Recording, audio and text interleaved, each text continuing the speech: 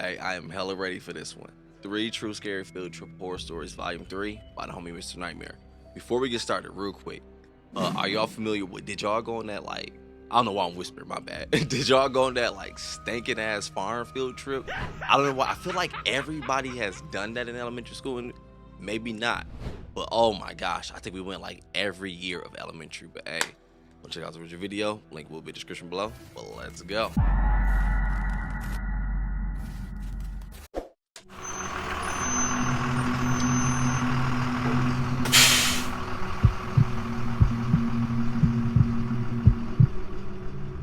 We took a field trip in middle school to a marsh in our town. It was for our science class to study marine life or something like that. I don't even remember. All I remember is we were in teams of 2, and our assignment was to take notes of certain things we could see through our binoculars.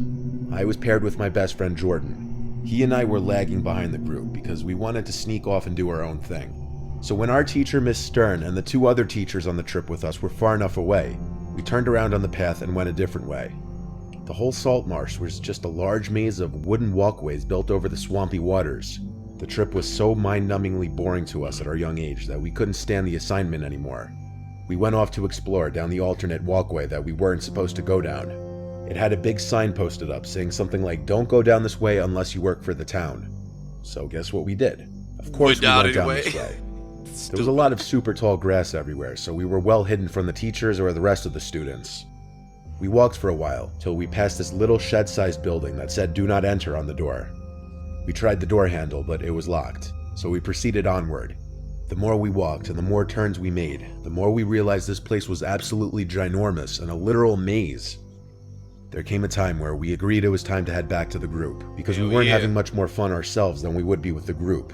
Plus it was getting late and we'd been gone for a while, and we didn't want to get caught, so we started going back in what we thought was the right direction. But after apparently wrong turn after wrong turn, we admitted to each other that we were lost.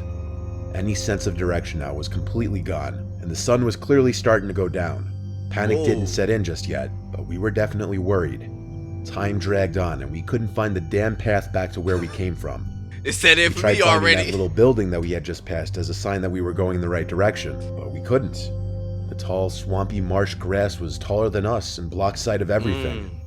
The sun was now setting, and there was no way our class and teachers were still here. This was before cell phones were a big thing, let alone among middle schoolers. We had no way of calling for help, but we refrained from screaming until the sun was practically all the way down and panic now started to set in. Suddenly it seemed we weren't alone. Jordan and I started to hear the splashing of water nearby, exactly the sound of someone walking through the probably knee-high water. We started to walk faster down the wooden pathway, and when we stopped again to listen, the splashing was still there, getting louder and closer. We didn't have flashlights, only the moon to light the way. We knew we weren't alone. Something or someone was in the tall grass, hiding, somehow watching us. Jordan basically had a fuck it moment and went to the grass where the splashing was coming from, pushed a bunch of the giant pieces to the side, and then screamed like a little girl. I didn't see what he saw.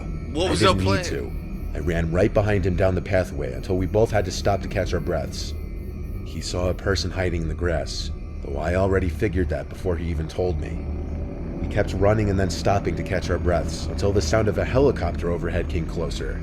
We saw it, flying over with a searchlight on. We started waving our hands in the air, and whether that helped or not, I don't know, but eventually the spotlight landed on us and stayed there. We expected the helicopter to lower. Hey, that could be scary though, because if the killer don't care, then that mean he really know where y'all at. Hold on, my camera is focusing on one of them Funko Pops. At least it better be. Hold up. There it go, boy. Camera out like you don't see my long ass head. Stop playing. Sit over here out of focus. Hold up, dog. Us and stayed there. We expected the helicopter to lower and pick us up because we were idiot little kids. So when it just hovered there, we were confused. But what they were doing was showing where we were to the police search team that came looking for us, after our parents reported to the school that we never came home. We were eventually found by a bunch of police officers and led back to safety. We told them there was someone hiding in the marsh, stalking us, of course. Apparently Miss Stern either miscounted on the bus back to school, or she simply didn't do a head count at all, and the buses left without us. Either way, she messed up big time, and I'm surprised she wasn't fired. You can't do nothing like that. This was easily hands down the scariest night of my life, and it happened when I was so young too. it happened when I was so young, too.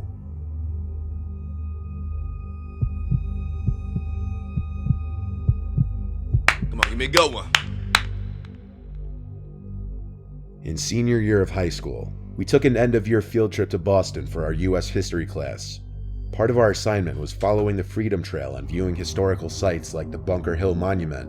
There were of course some teachers and volunteer chaperones on the trip, but between me and my two friends Sean and Matt, we were all 18, so we easily convinced one of the more chill teachers to just let us go off and do our own thing. So we strayed off into the city and just messed around having fun checking out the place. We checked out Boston Harbor, where we got food at some waterfront restaurant. Then we checked out the Quincy Market and some other historical landmarks. And then finally we ended up at this little cemetery called the Granary Burying Ground. This is where the horror to this story began. There were of course a few other people in this little cemetery besides the three of us. We weren't exactly that interested in it. We were just walking through it because it was basically one of the major things on the checklist of places that we were supposed to see. Anyway, there was this one guy who caught my attention. He was wearing this old-looking trench coat and a small top hat. It was definitely too warm out to be wearing a trench coat, I know that. Thomas Jefferson. He had a gray mustache too, but that's about all I really remember of his appearance. The reason I picked up on him was because he was looking right at me, just standing still. He wasn't walking along looking at the gravestones like everyone else. I said to my friends in a slight murmur, "Why is this guy looking at me?" as I walked past them, making sure they followed me out of there. As we got back to the street, I told them more loudly that I was being eyed down by some weird-looking old dude. They ain't gonna see him. Neither of them took notice, but I didn't want to go back to point the guy out, so we kept walking. We were supposed to meet everyone on the trip at the Quincy Market at 5, so we started making our way back there. A few minutes into our walk, I turned around for whatever reason to look behind me, and there he was again. That old man in the top hat not too far behind me. I noticed him through the crowd. He had on his same neutral, almost unhappy-looking face, his gray mustache covering most of his lips. And yes, it seemed like he was looking at me again. He wasn't even moving. I turned back to face forward and didn't see anything. If it happened again, I'd know something was up. And it did. At the Quincy Market, when we were about to meet with the rest of the group, I saw that man again, far away by a street corner, facing me. He almost blended in with the crowd if it weren't for his top hat. I ran up to Sean and Matt and pressed their shoulders to get them to turn around and look. I pointed at the corner that the man was at not even 10 seconds earlier, and he was gone. Oh! I told them that that creepy old dude that I mentioned from the burial ground seemed to be following us, and kept looking at us, or at me specifically. I have zero clue where he could have went that quickly though. It didn't make sense. That night at the hotel, I was having a nightmare, in which I was in my bedroom back at home, and I was hiding under my bed, and I could see feet coming closer to the bed, until they stopped at the foot of the bed. And then the man in the top hat looked under the bed at me with his neutral blank expression on his face. I woke up only moments later to a loud thump in the hotel room. I had no idea what it was. I woke up Matt and Sean and the third guy who was in our hotel room, asking if any of them heard that. No one did but me. I still have no clue what that sound was. Years later, I was going through old photo albums with my grandparents around Christmas time, and I stopped on one page. He gonna see. A very familiar looking man in one of them. He was wearing a very similar, if not the exact same type of top hat as the man in Boston all those years ago. He also had the same gray mustache and neutral expression on his face. I asked my grandparents who it was, and they told me he was my grandma's father. Now, I'm not saying I saw my grandma's dead dad that day in Boston, but the resemblance was so uncanny that I'm almost positive my mind was playing tricks on me. That whole series of events still freaks me out to this day. That shit was fire, dog. I think it's a movie or something similar to this story before. I think I saw a movie kind of based on this a little bit. Either way, go to hey, this one was hella fire, dog. Cause the first way it was going, I'm like, cause I ain't gonna cap the first one, it was blah, whatever. But the second one, I was like, man, come on. I thought it was going the same direction. But bro, when I started noticing, like when he was like saying like, yo, y'all don't see them and his partner's like not even noticing, I'm like, bruh, it's gonna be someone. I was thinking from like old times, whatever, like war or something, cause where they were at and everything. Come turn out, it was like grandpa's, whatever. You know, it was creepy, real quick. Let me show you this picture, dog. Tell me why my cousin just sent me this. And he's gonna caption up with I had to ask, like who is this? Say, bro, this great granddad, whatever. I'm gonna have to put it on camera for y'all, bro. Pete, though. peeped the whelp, dog. You know what I'm saying? I bet he was picking up holes in that boy. Stop playing. Low-key, what if he like legit macked my great-great-grandma up, though? Pulled up on him on the horse. Hey, damn, you thick as hell. That I be thinking, like, what if they talk like that back then? I don't know. We about to get back to the story. Ain't got nothing to do with that. Hey, mommy, talking to my great-great-grandma. She probably a little thought.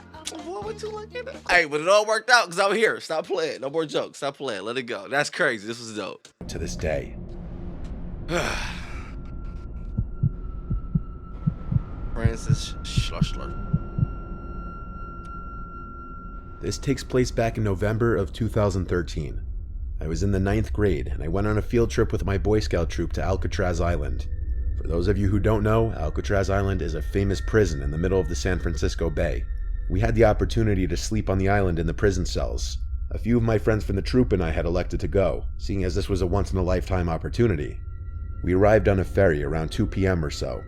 Our tour guide was telling us about the history of the island and how there were a couple of men who once managed to escape and tried to swim away, but they were never found. The common belief is that they drowned, which is very likely because not only is it a far swim, but San Francisco is very windy and the water from the bay is super cold. I heard that story. Hypothermia is also a likely cause of death. As the tour went along, my friends and I were joking around about how this place was haunted. To make things even more thrilling, our tour guide decided to wait until midnight to take us to the execution area in the hospital. My friends Ash, Steve, and I kept trying to scare each other every opportunity we got, like I hid behind one of the dark corners and popped out when Steve was approaching. Eventually, we made our way to the execution room. Ash and I immediately picked up on how bad it smelled, but nobody else could smell anything, and the guide had said that the execution room hadn't been used in at least 100 years. Keep in mind that Alcatraz has been decommissioned since the 1960s, plus the bodies are taken away after execution, so the smell would only make sense if there were rotting corpses. Sure, there were some bloodstains, but they were like 100+ years old. Ash noted that it was weird that no one else could smell what we had smelt, and I joked around saying maybe some spirit is trying to freak us out or something. We went to the hospital next, and I could have sworn I heard some sort of whispering. Ash and I immediately looked at each other as we heard the sounds, and the lights started to flicker at the same time. The guide told us that the lights always flickered, and then he started to explain how the mentally insane would usually come to the hospital and how there was once this crazy inmate who always would whisper when he spoke. It kind of paralleled us hearing those weird whispering sounds. Later on, a bunch of us played cards in the scout named Kevin's cell. It was definitely quite the experience to play cards in a prison cell, I must say. It was around 3 a.m. when Ash asked me to go with him to the bathroom. I agreed, so we made our way over there. I had finished before him, so I waited outside while Ash was finishing up. Man, when I be sitting in them cells, that's crazy, dog. I got a partner legit doing life for killing his pop, dog. I be looking at these cells like, man, this crazy. Hey, in Huntsville, we went to a prison museum and we looked at an actual electric chair, like legit where it happened at, like some actually happened on it. I'm telling you, bro, it's a weird feeling. And when we first moved to Huntsville, it was legit like a little small like town. I was scared to go there because the name alone sounded like I was gonna get called boy a lot, boy. But we went. But that was dope. It's like a little college town. But I'm telling you, dog, it's creepy. 3 a.m. when Ash asked me to go with him to the bathroom. I agreed, so we made our way over there. I had finished before him, so I waited outside while Ash was finishing up. I had been waiting for him for a while, pacing back and forth, so I decided to go back into the bathroom and check on him. I could hear the sink running, accompanied by the paper towel dispenser. Ash, are you almost done? I asked. The moment I said that, the sink shut off, and I heard a slam from one of the stall doors closing. Ash, I called out. No response. My heart froze when the most disturbing sounding cackle I had ever heard in my life came from the stall that had just previously shut. I turned around to make a run for the outside of the bathroom. I screamed for Ash, yelling this isn't funny, and he replied from the other side of the door, what are you talking about, dude? He opened the door, but I didn't stay inside of there. I went back outside and told him what just happened. His jaw dropped, and he had the most worried look in his eyes.